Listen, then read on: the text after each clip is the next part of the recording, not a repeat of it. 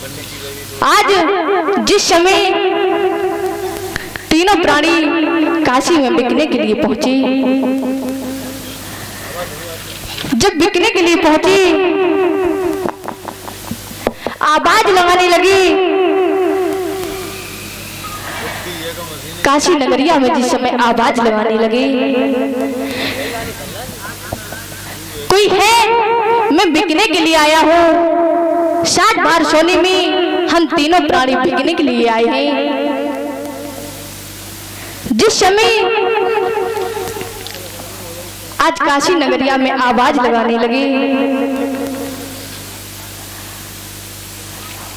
वो समय जब सत्य के कारण, दरवाजा भरने के कारण हरिश्चंद्र ने अपने राज को त्याग दिया था, अपने घर को त्याग दिया था, स्त्री बच्चों को त्याग दिया था। लेकिन यहाँ अगर सत्य की परीक्षा ली जाए तो लोग 10 पैसे छोड़ने के लिए नहीं, कोई कुछ भी नहीं छोड़ सकता। और वहां हरिश्चंद्र ने सत्य के कारण, दरवाजा भरने के कारण अपनी काशी, अपनी अयोध्या नगरी को छोड़ दिया, अपने राजपाट को त्याग दिया, काशी नगरिया में बिकने के लिए आए। जब बिकने के लिए आए,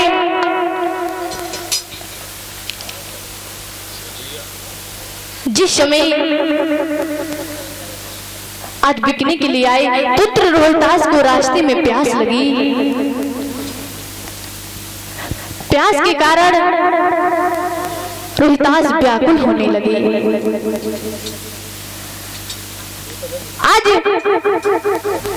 विश्वामित्र कहने लगे, पुत्र पानी पी लो, लेकिन छोटे से बच्चे के अंदर इतना ज्ञान था, बच्चे ने वहां का पानी तक नहीं पिया, पानी तक नहीं पिया। आज व्याग के कारण रोहितास, प्यास के कारण रोहितास व्याकुल हो रहे हैं। जो कभी बाहर ना निकला हो, आज वह कंकड़ पत्थरों में चल रहे हैं, नगरिया में आवाज लगाने लगे। हम तीनों प्राणी बिकने के लिए आए हैं, हम तीनों प्राणी का 20-20 बार सोना है, हम तीनों प्राणी बिकने के लिए आए हैं। धन्य है वो हरिश्चंद्र, धन्य है मैया तारा, धन्य है पुत्र रोहितास।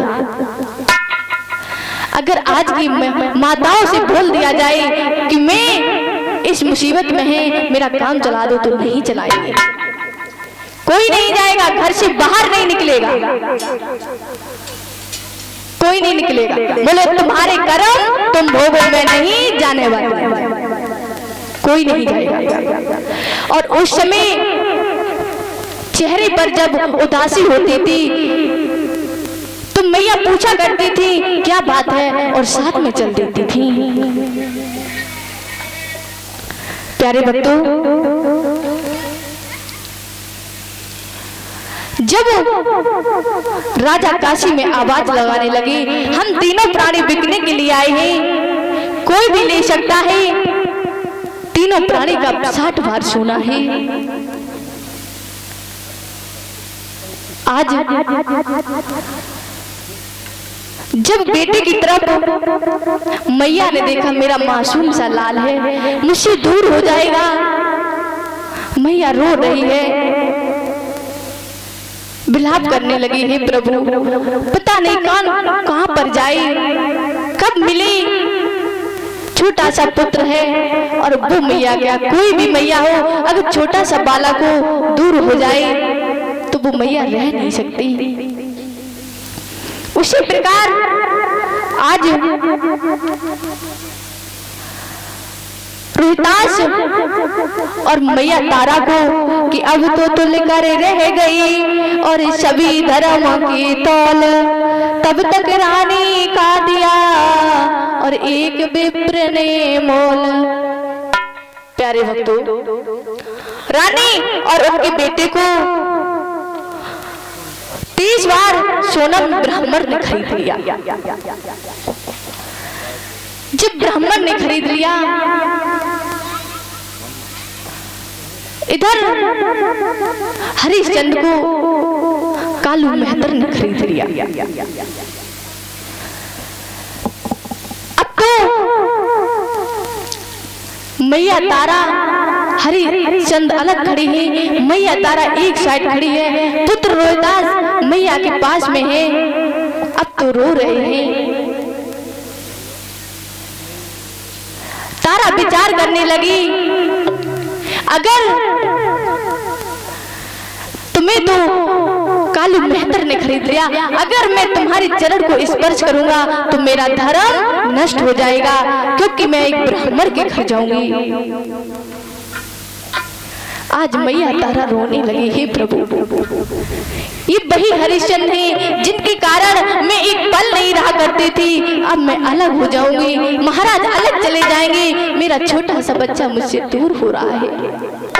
आज हरिश्चंद्र रोने लगे, कहने लगे, तारा, सारे कर्म के फल होते हैं, पता नहीं प्रभु ने क्या कर्म मैंने किए जो प्रभु ने मुझे इतना बड़ा दंड दिया, मेरे पुत्र को ही छेड़ लिया, अब मैं क्या करूंगा, मैं कहां को जाऊं। हरिश्चंद्र रोने लगे, इधर मैया तारा भी रोने लगी, पुत्र रोहिदास था वो भी रोने लगा। जिस समय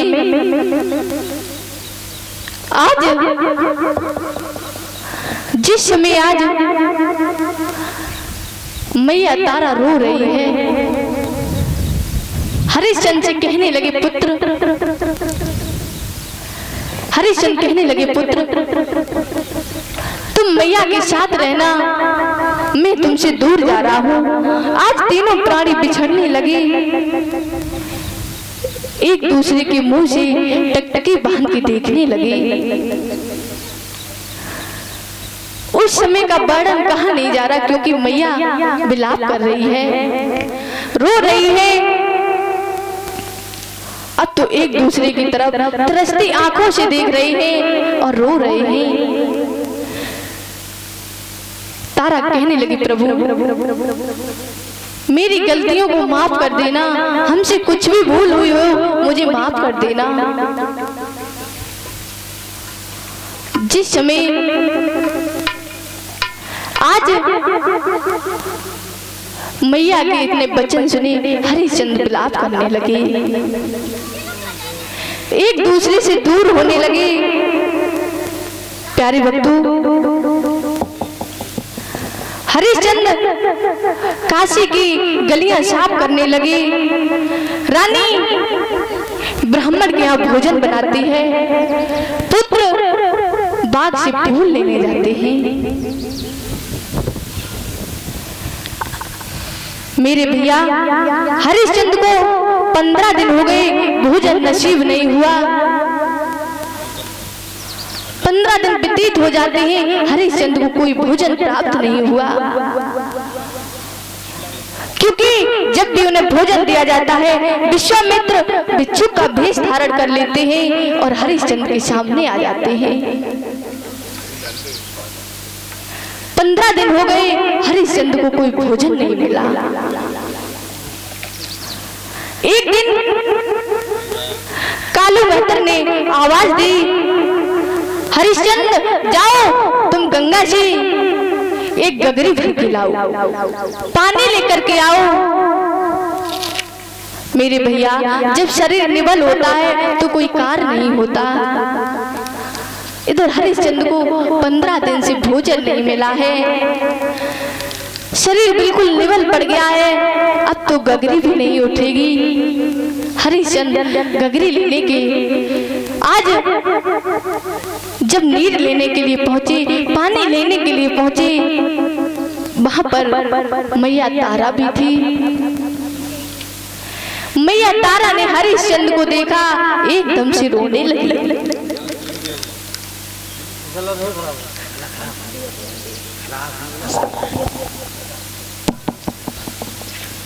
भैया, हरिश्चंद्र तारा से कहने लगे, तारा मेरी गगरी को उठवा दो, क्योंकि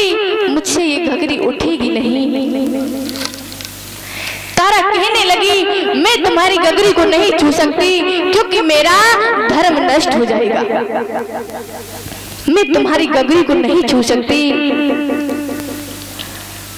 प्यारे भक्तों, जब मैया ने ऐसे वचन कहे, हरिश्चंद्र रोने लगे। हे प्रभु, मेरा इतना निवल शरीर है और मुझे तारा ने भी कह दिया कि मेरा धर्म नष्ट हो जाएगा, अब मैं क्या करूं? उस समय धर्म नष्ट के लिए देखो, पति पत्नी की नहीं हुई, पत्नी पति का नहीं हुआ, क्योंकि वो अपने धर्म पर चलने वाली थी। लेकिन अब बहुत कम लोग धर्म पर चलते हैं। धर्म के नाम की जहाँ चर्चा होती है भैया, वहाँ लोग इकट्ठा नहीं होते। जहाँ पर धर्म की चर्चा होती है वहाँ लोग इकट्ठा नहीं होते। भगवान की चर्चा चल रही हो, आप देखना वहां पर कभी इतनी भीड़ नहीं होगी, और जहां पर नौटंकी होती हो वहां देखना तुम जनता इतनी होगी, क्योंकि वहां पर नौटंकी हो रही है। जहां भगवान की चर्चा चलती है वहां पर भीड़ नहीं होती, क्योंकि कोई धर्म पर चलना ही नहीं जानता, कोई नहीं जानता। लेकिन उन्हें ये नहीं पता कि जहाँ पर भगवान की चर्चा चल रही हो वहीं से नैया पार होती है, ना कि ये नौटंकी वाले काम आएंगे। कोई किसी के काम नहीं आएगा, कोई किसी के काम नहीं आएगा। लेकिन भगवान की चर्चाओं में आजकल भीड़ बहुत कम होती है। हमारे पहले के भाई बंधु बुजुर्ग लोग अगर कहीं भी चर्चा चलती हो तो वहां पर 10-15 किलोमीटर तो पैदल ही चले जाते थे। अब तो गांव में भी हो, इसी गांव में देखो बहुत बड़ा गांव है लेकिन भीड़ नहीं होती। बहुत बड़ा गांव है लेकिन भीड़ नहीं होती। लोग सोचते होंगे कि घर पे बैठ के ही सुन लेंगे, वहां जाके क्या होगा। उसी प्रकार भगवान भी सोचेंगे कि हम दूर से ही तुम्हारी कष्ट देख लेंगे, पास जाके क्या होगा।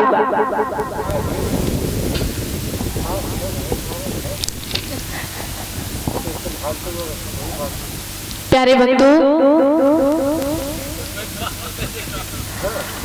जब भगवान की चर्चाएं चलती हों वहां पर थोड़ा समय निकाल के अवश्य जाना चाहिए। ज्यादा नहीं, सुबह से शाम तक नहीं, थोड़ा समय निकाल के अवश्य जाना चाहिए, क्योंकि यही साथ में जाएगा। कभी लिखता है, कहता है कभी कि साथ में कुछ भी नहीं जाएगा।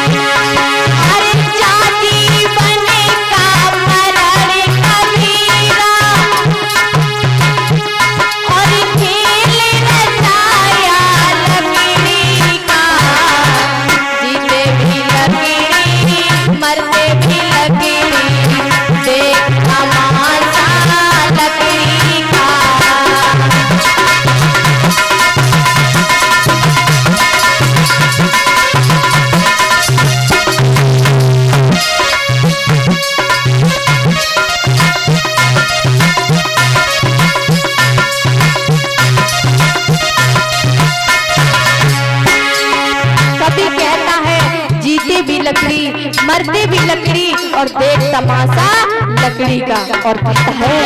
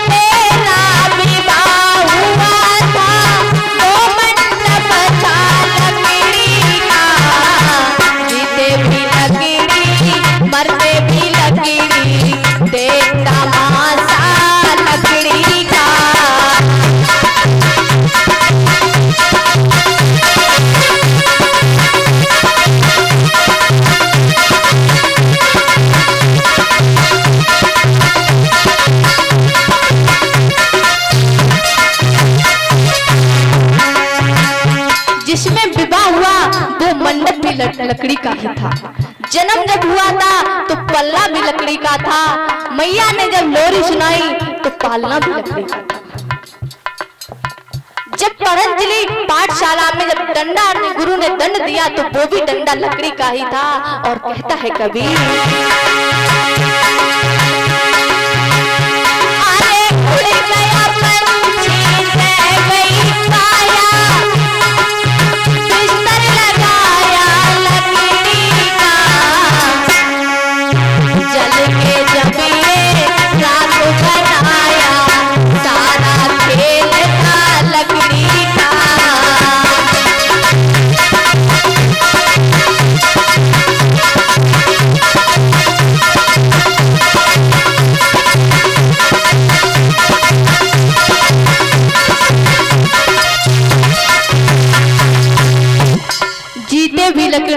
मरते भी लकड़ी, और देख तमाशा लकड़ी का। लेकिन लोगों को तो मोह ममता से प्रेम है, जबकि सांप नजर आता है कि कुछ भी साथ में नहीं जाता। फिर भी लोगों को घर वालों से मोह है, मोह ममता से मोह है, लेकिन प्रभु से बिल्कुल भी मोह नहीं है। जब वहां से आती हूँ तो भगवान का भजन का वादा करके आती हूँ, उसके बाद में भी मोह ममता में फंस के प्रभु को भूल जाती हूँ, कुछ भी याद नहीं रहता।